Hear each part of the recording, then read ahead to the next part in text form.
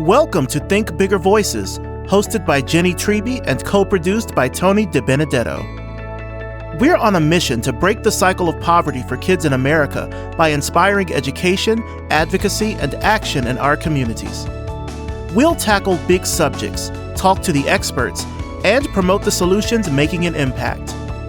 Join us if you believe that every kid deserves the opportunity to think bigger.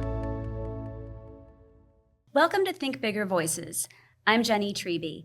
In today's episode, we are going to talk about workforce development in a national nonprofit called Europe United.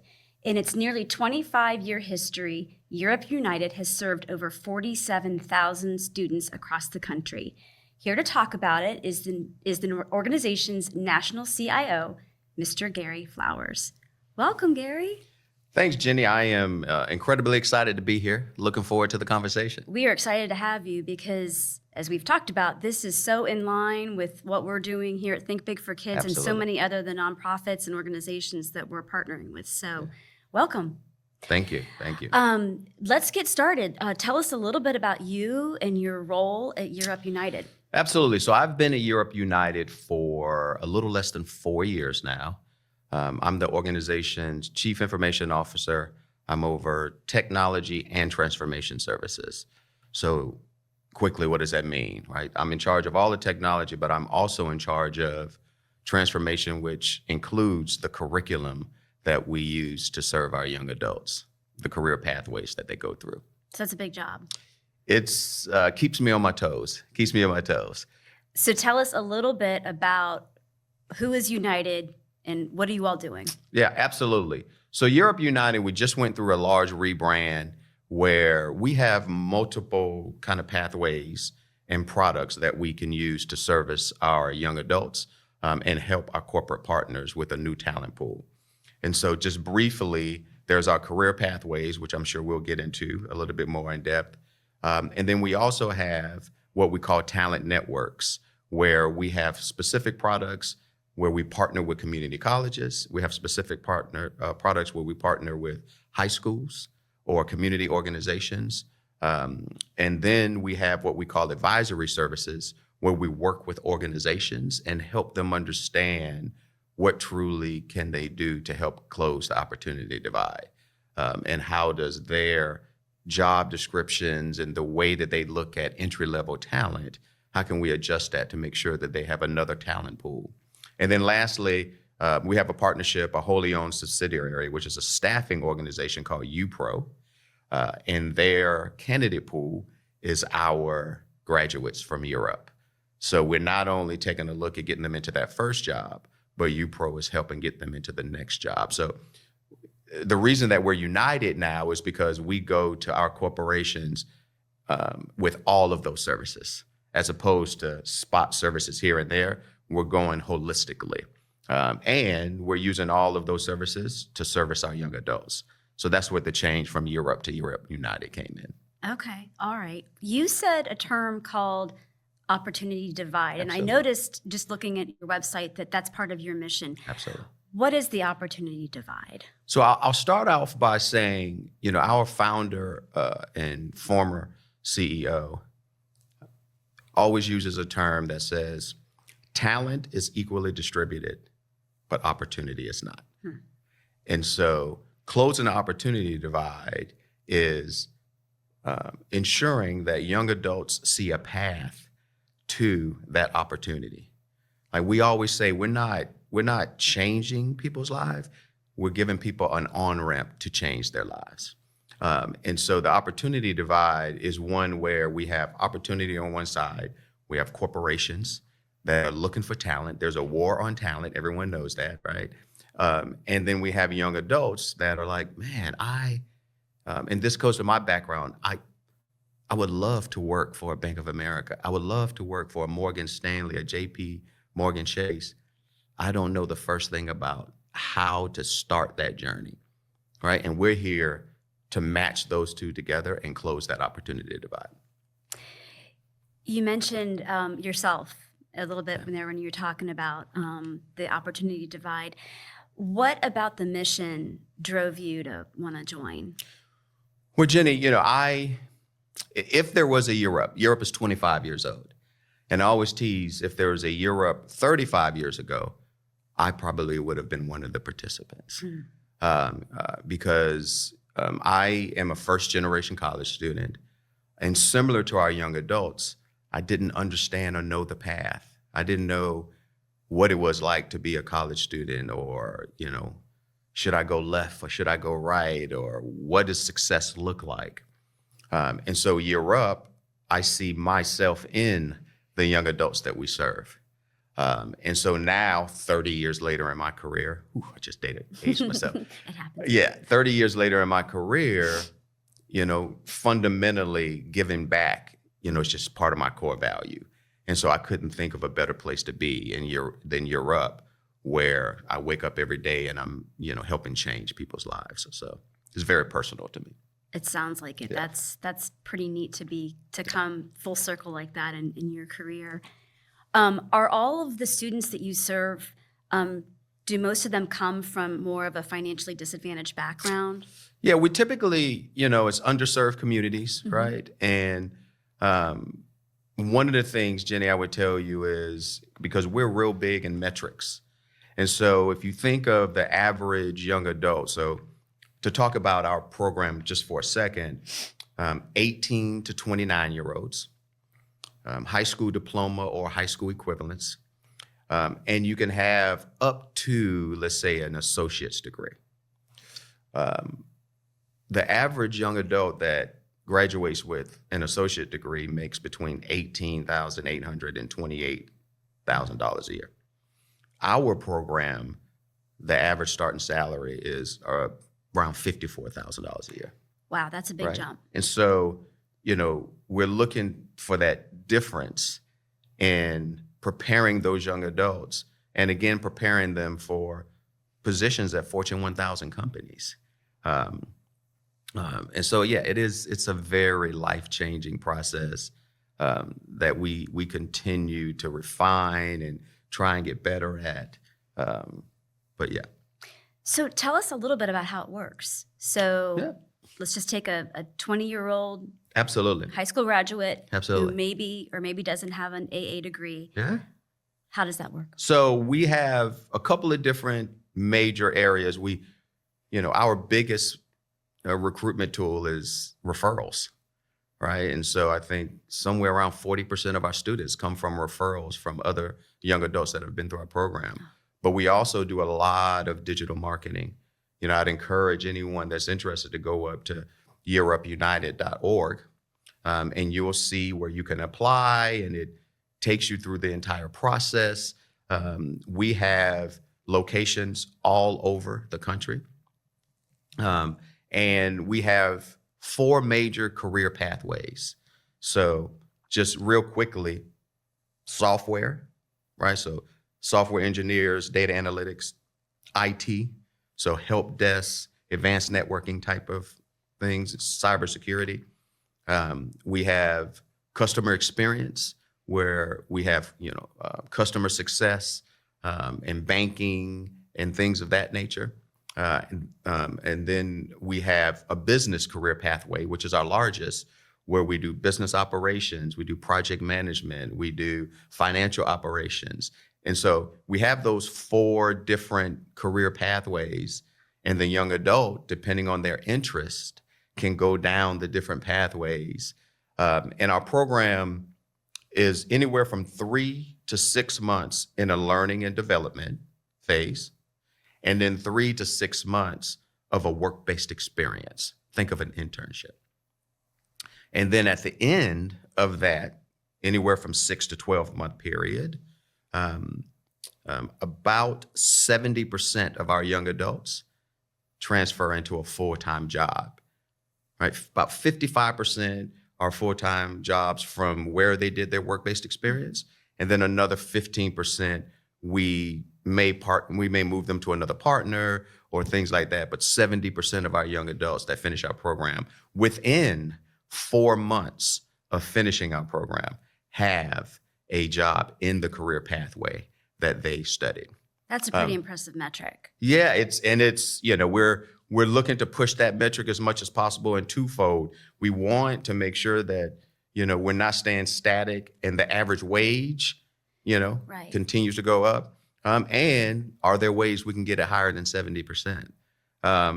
It's, one of the big differences for us from a work-based development program is that we are focused not just on training, we want to get that young adult into a job, right? Like our goal is at the end of the day, the young adult has a job, and not just a job, but a pathway, right? Because we follow our young adults after that first job. Some of the metrics that we take a look at are, how is that young adult doing? We have an alumni group within Europe that follows them and, updates them on, hey, here's a job. You've been at this job for 3 years. Here's a job that we found out about that you may want to take a look at from a promotion standpoint. Or here's some things and some tools that you could use to prepare yourself for that next job.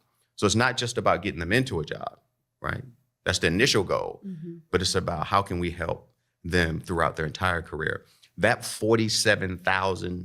Those 47,000 young adults is a whole community, right? And it proves the point of, what we started saying that, talent versus opportunity, right? We have 47,000 young adults that show that you don't have to have a bachelor's degree, right? Now, we're a skills first organization.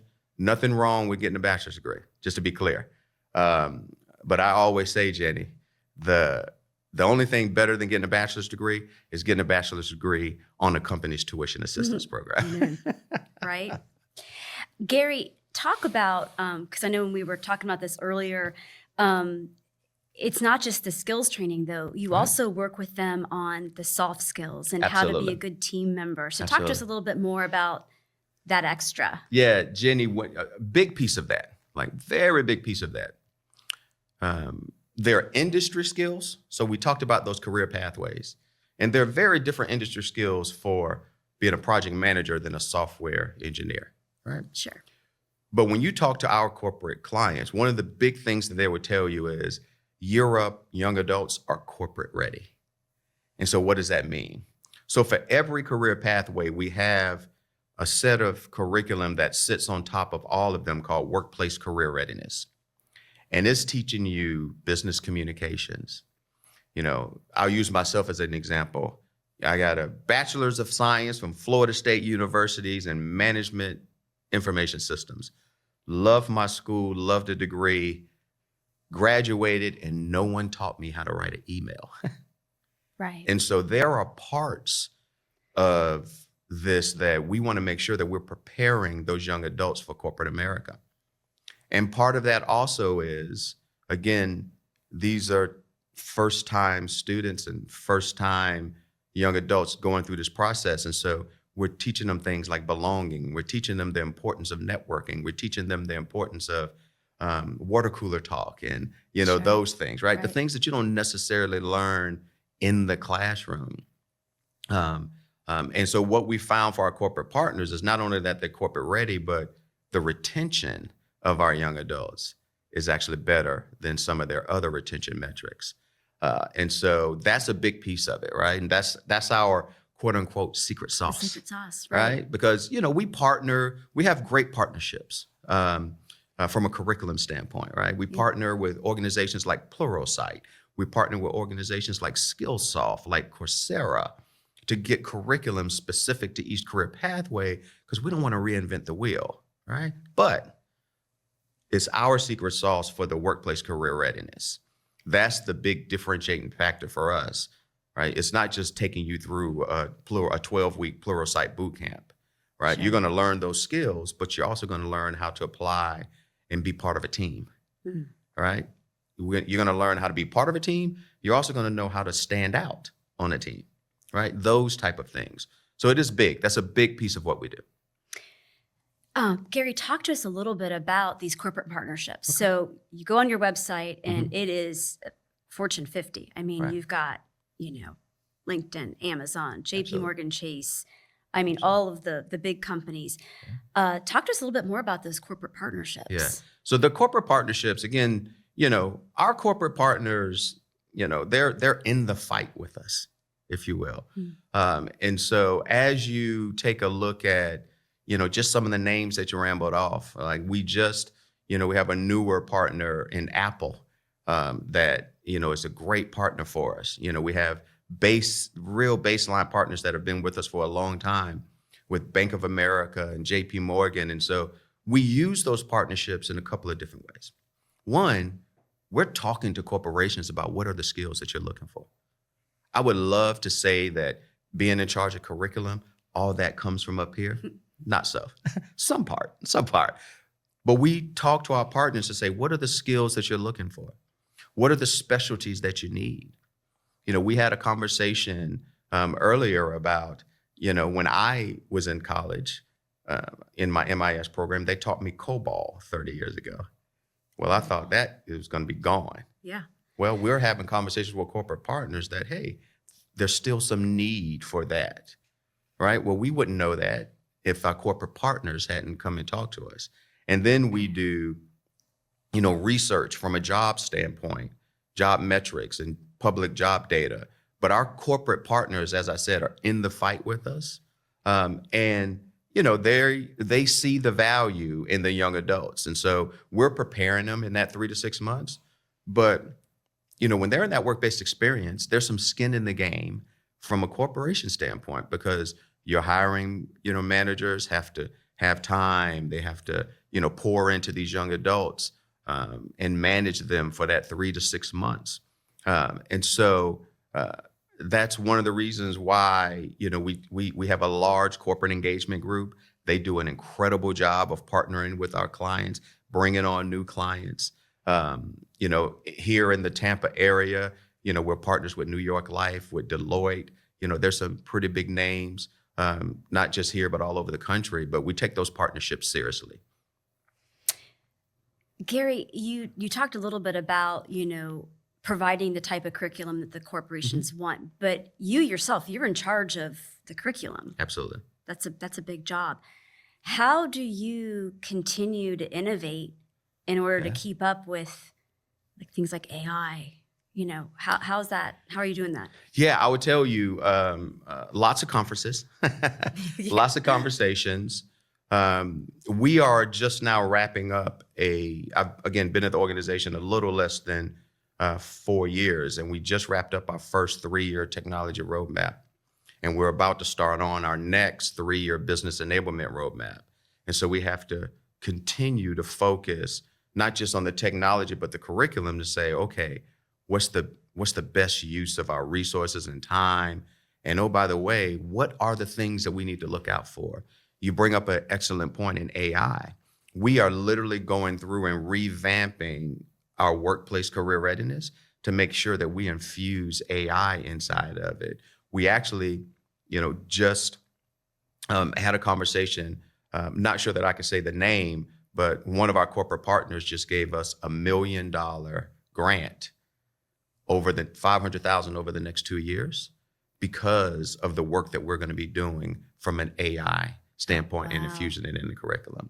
And so that workplace career readiness is what do our young adults need to understand? AI, clearly one. Let's say things like cybersecurity. We're saying, hey, what does it look like to be a good corporate citizen, right? Ethical use of AI, your responsibility for securing data and being responsible and not just going out and putting proprietary information into a public version of, Copilot or something like that. Right, just examples of those type of things are what we continue to evolve. Listen to our young adults, because it's not just, we talked, Jenny, about the corporate skills and what they want, but we also need to understand what are young adults looking for. Right? That's a great point. Right. What do the kids want? Yeah. Right. And so we have those conversations as well, right? Hey, how was the program? How can we improve the program? Are there skills that you think we should be adding? And so we're getting it from both sides. We're getting it from our young adults that are going through and just finished the program, our alumni, our corporate partners, and then outside data as well. So all of those go into, what specialties, and not just what new things we could do, but how do we continue to improve our existing curriculum, right? So I'm a big, operational excellence. I'm a big continuous improvement person.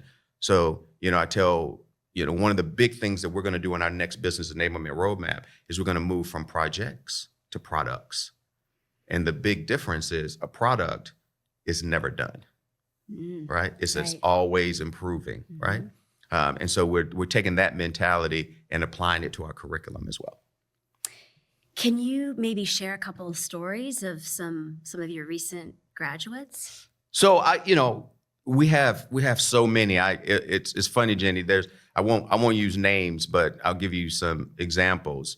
We have a gentleman. He's on the West Coast, and he went through our program about 5-10 years ago, and he was on the Forbes 30 under 30. Oh my gosh. Yes. So pretty impressive, right? We have another scenario from one of our former young adults, 15 years ago, and built up a nationwide consulting practice, sold it for hundreds of millions of dollars, and to this day comes and visits our, would come in, in the last couple of years, would come and visit our young adults, just so they could see the art of the possible, right? I would tell you, we have a lot of, our average salary is, again, 54, 55, somewhere around there. But we have young adults that start out with 6 digits coming out of our program. We've had a couple examples like that for Salesforce. Sure. And so, there are all of these examples of what can happen, right? And those are, some of the outliers, if you will, but just the standard conversation.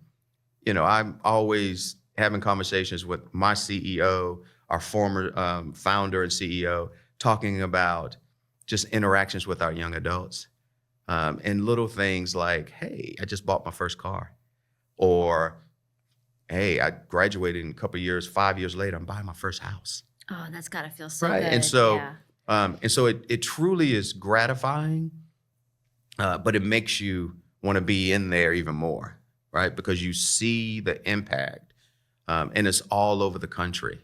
Again, we have locations as far, let's say, as Seattle, up in the New York area, Dallas, all throughout Florida, DC. Like we truly go to where two things are. The need is there for my population, and we have corporate partnerships, right? Mm-hmm. So that we know we're not just bringing these young adults in, but we're bringing them in and their actual jobs that we can place them in.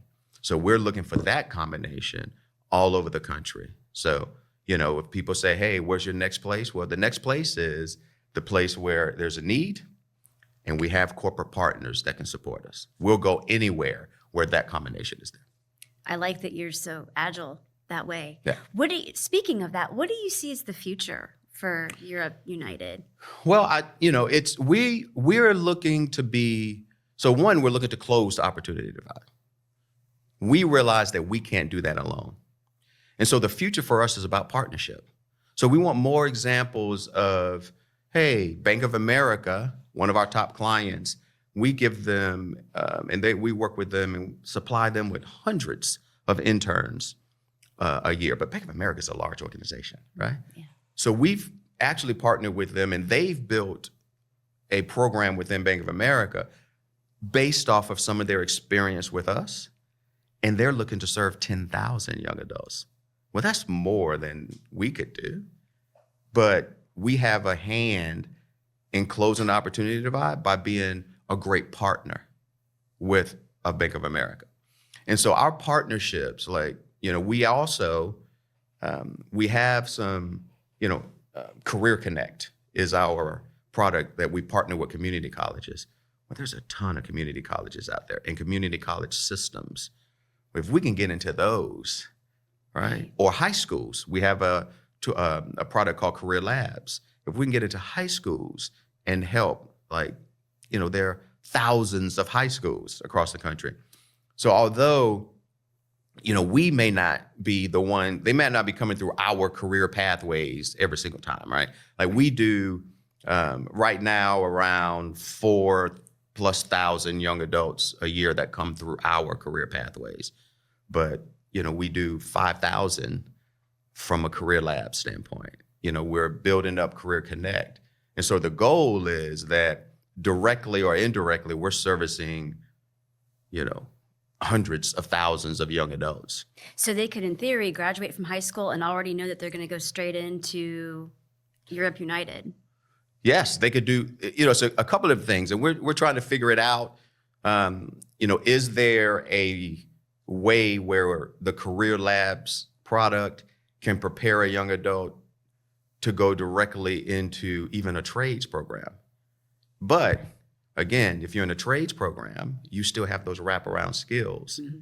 So that maybe, I have friends that are plumbers and electricians, and they do great. And, those workplace career readiness skills could be the difference between having, being an electrician and owning an electrician, sure, owning a business, right? Right. So how do we prepare you from a high school standpoint? Or to your point, hey, you want to move from that to our career pathway?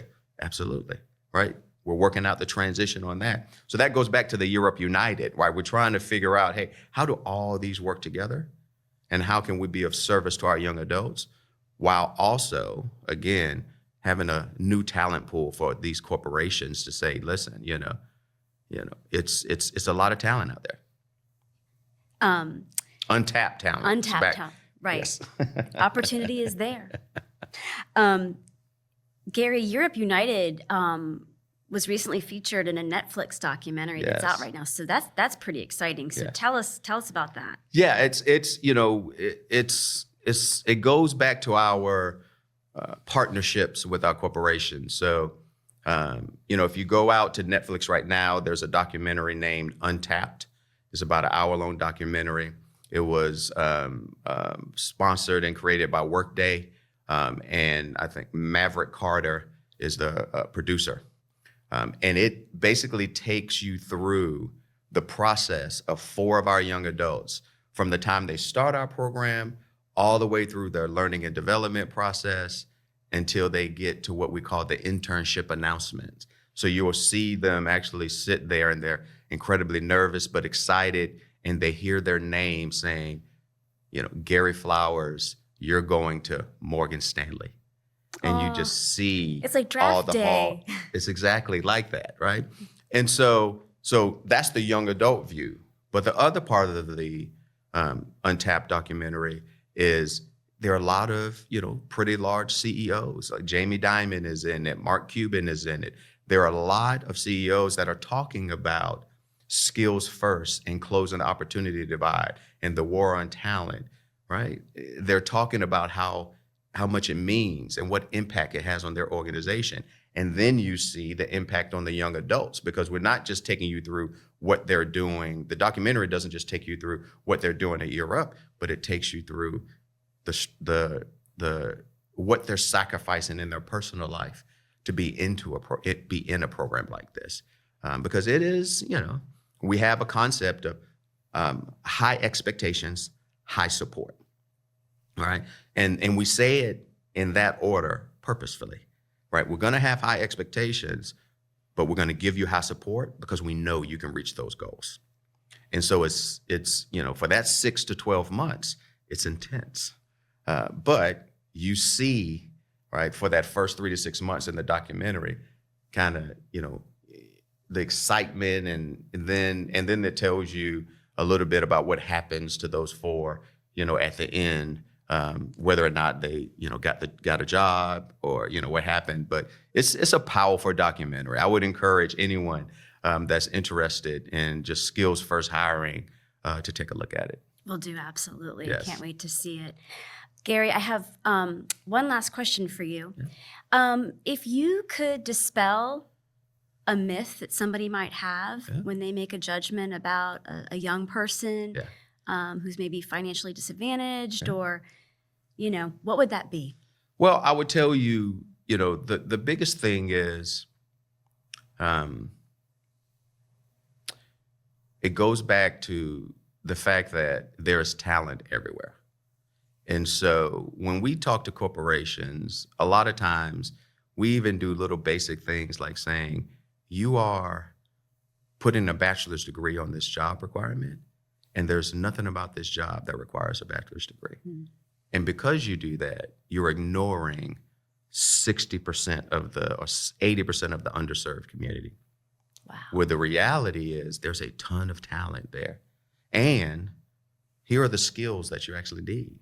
And we can train young adults to those skills. And so I would say the misconception is that, and again, this is nothing against bachelor's degrees, right?